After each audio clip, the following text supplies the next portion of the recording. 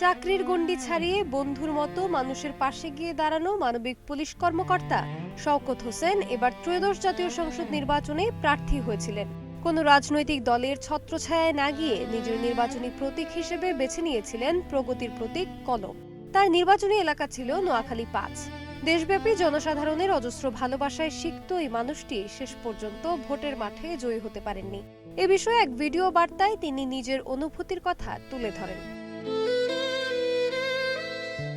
Video বার্তায় তিনি বলেন, আমার প্রার্থিতার অন্যতম কারণ মানুষের স্বতঃস্ফূর্ত অংশগ্রহণ। যদি মানুষ ভালোবাসা না দেখাতো তবে আমি নির্বাচন থেকে সরে দাঁড়াতাম। তবে ফলাফল যাই হোক আমি তা মেনে নেব এবং নফল নামাজ আদায় করব। তার এই বক্তব্য প্রকাশিত ভিডিওর ক্যাপশন ছিল, টাকার কাছে হেরে যায় পৃথিবী।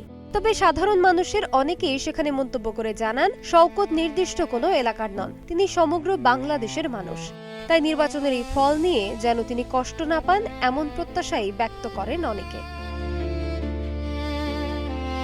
নির্বাচনের পরদিনই তিনি আবার বেওয়ারিশ মানুষের জন্য আগের মতো মানবিক কাজ শুরু করেন। এ বিষয়ে একটি পোস্টে তিনি লেখেন, দুঃখটা আমি আর আমার বেওয়ারিশ মানুষদেরই থাক, আনন্দটা নোয়াখালী ৫ আসনের মানুষেরই হোক, তারপরেও আলহামদুলিল্লাহ। তার এই বার্তায়ও মানবিকতা ও আত্মত্যাগের প্রতিফলন স্পষ্ট হয়ে ওঠে। মূলত ২০১১ সাল থেকে চট্টগ্রাম মহানগরীতে নীরবে শুরু হয় শওকতের মানবিক কর্মকাণ্ড। নিয়মিত ডিউটির পর শহরের অলিগলি ঘুরে স্বজনহারা, নাম পরিচয়হীন ও অসুস্থ মানুষের চিকিৎসা সেবা দিতেন তিনি। অনেক সময় নিজের উদ্যোগে ওষুধ সংগ্রহ করে তা অসহায়দের হাতে তুলে দিতেন।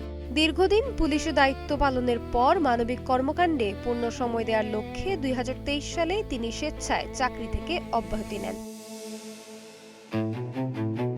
সোনালী সাহা, নাগরিক প্রতিদিন।